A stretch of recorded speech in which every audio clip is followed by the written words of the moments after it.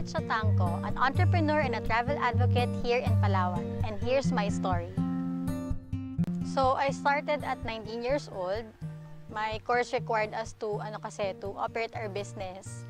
And since I am from Palawan and I'm fond of making itineraries for our family and friends pagdating sa pagta-travel, so I started my own travel agency. It's Amica Travel and Tours. And eventually, after a year, after I graduate, my mom gave me a graduation gift.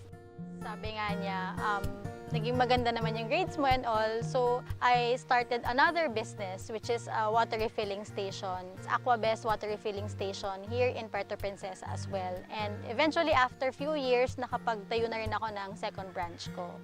So, in the field naman of tourism, as I started my travel agency, I had this opportunity in Coron, Palawan.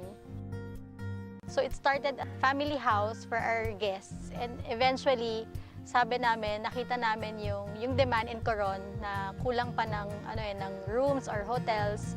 So, we started to venture also in resort. So, it's Sophia's Garden Resort. We opened that in 2012. And then from 8 rooms, we expanded to 22 rooms. And hopefully, by the time na makabalik na yung tourism natin, after the pandemic, we will open now our third phase. It will be 45 rooms and an additional mga function rooms namin. And recently, we also opened a resort here in Puerto Princesa where we call it as an adventure island since we have land and sea adventures.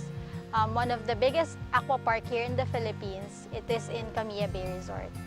So my life evolved in the tourism-related business here in Palawan.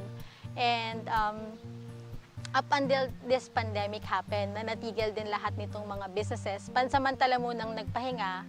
And so I became worried, and I also nag-alala ko, not just for the businesses that we have or for myself, but more for my staff. Kasi ang dami kong mga employees na nasa tourism-related business. And nakakalungkot na hindi ko sila masuportahan dahil sa nangyaring pandemic na to.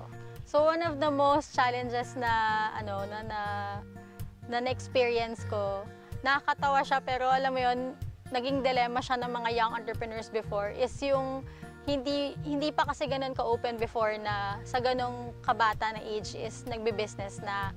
So there are times na parang hindi ako pinagkakatiwalaan nung umpisa or pinagdududahan pa ako na ikaw ba talaga mag-ooperate ng tours namin since I'm also handling corporate groups na as big as mga tipong 200 to 300 number of people, and yun nga, na-shock sila na the operator is as young as 19 years old. So isa yun sa mga naging challenges, but at the same time, it's also a time na to prove yourselves na hindi lang naman din dahil bata tayo, or it is not about the age sa pagbe-business. It is the passion, it is the heart, it is your knowledge while doing the business. Actually, nitong pandemic, since I had all the time and mas nagkaroon ako ng time to also explore what other business or what other opportunities na pwede kong gawin, natuto actually akong mag-bake and mag-cook. So, while doing baking and cooking, I also realized yung mga ingredients or yung mga raw materials na ginagamit ko is not readily available here in Palawan. Or probably because nung time na yon is walang mga nagpapadala or walang shipping na dumarating dito. And I started to also look into the opportunity of growing my own food. That is why I also started farming. I have not been in farming kumbaga hindi ako nasa farming industry before, or hindi rin actually ako what they call plantito or plantita, pero yung aim ko na masuportahan ko yung needs ng family, and not just for me but also for my staff, kasi with this new venture is natulungan ko rin yung ilan naming mga staff na magkaroon ng trabaho from the tourism to farming. And eventually, by the time na mag-open na ulit yung tourism or bumalik na, I can also share this new opportunity to our other resorts, kasi they can also support our restaurants, or some resorts, pwede rin namin silang masuportahan by selling our fresh produce. Yeah, so our Farm for a Cause activity is actually an activity of the Rotary Club of Puerto Princesa Central with partnership of Yamang Bukid Farm Palawan. So with this activity, nagkaroon kami ng fundraising na we will also invite our friends or invite our Palaweños na gustong makapag-experience ng one day in the farm, and para makalikom din kami ng funds to support a student here in Puerto Princesa na makapagpatapos ng pag-aaral niya.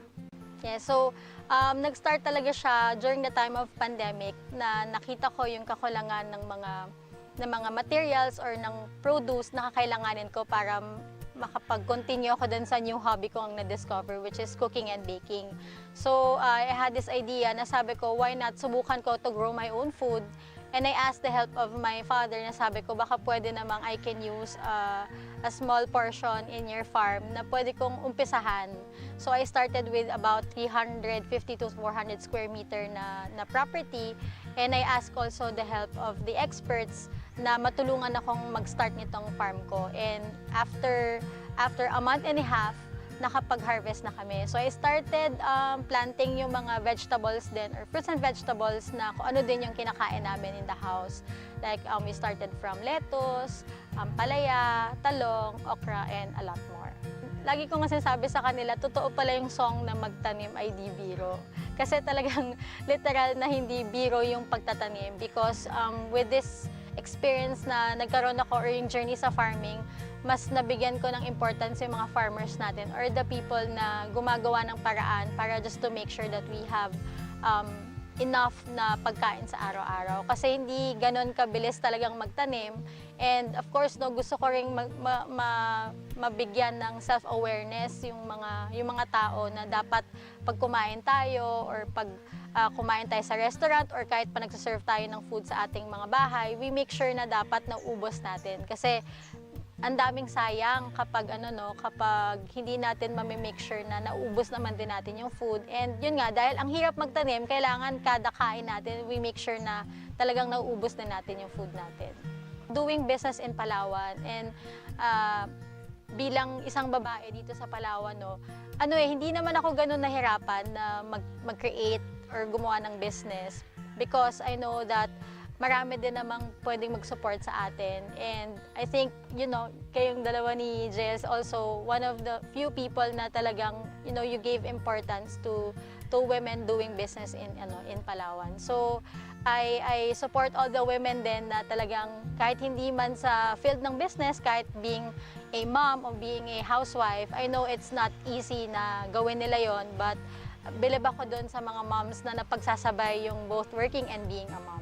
I've met a lot of businessmen around the Philippines, and nasa iba't ibang age din. May mga young entrepreneurs din doon. And that kept me inspired na gawin itong business, because may mga few businesses doon na talagang they started it, and there are some businesses naman na sobrang tagal na in the industry but tuloy-tuloy pa din na nagtathrive.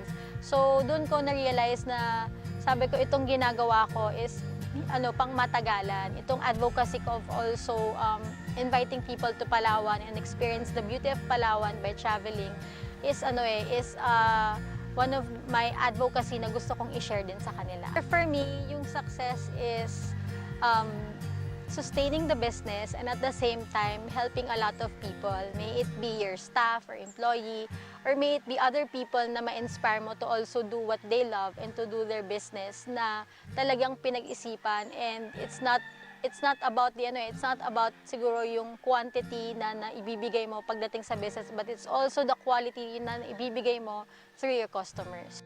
Yes, so my advice para dun sa mga young entrepreneurs or dun pa lang sa magsisimula pa lang na, of course, number one, kung gusto nyo mag-business, kailangan talaga pag-aralan nyo, i-research nyo, hindi lang pwedeng dahil yun yung uso, yun yung gagawin nyo. And also, kailangan yung business nyo is isa puso nyo, kasi yung pagbe-business is, kumbaga, marami kang maapektohang buhay sa pagbe-business. Nandyan yung staff mo, nandyan yung employees mo, nandyan yung family mo. So, lahat ng efforts na ginagawa mo in continuing your business is maraming makikinabang or maraming maapektuhan. And then, lastly, syempre, sa pagbe-business, you have to make sure na while doing business, kailangan mahal mo rin yung business mo and nag-e-enjoy kang gawin yon para mas lalo pa siyang mag-thrive. So my lessons for our fellow women is, of course, huwag tayong matakot na mag-ask ng help or mag-seek ng help kapag meron tayong hindi alam gawin.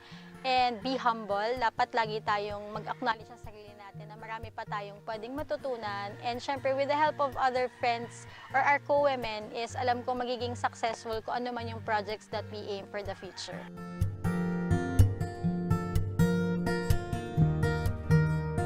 Hi, so I'd like to invite you to like our page. So first is Amica Travel and Tours.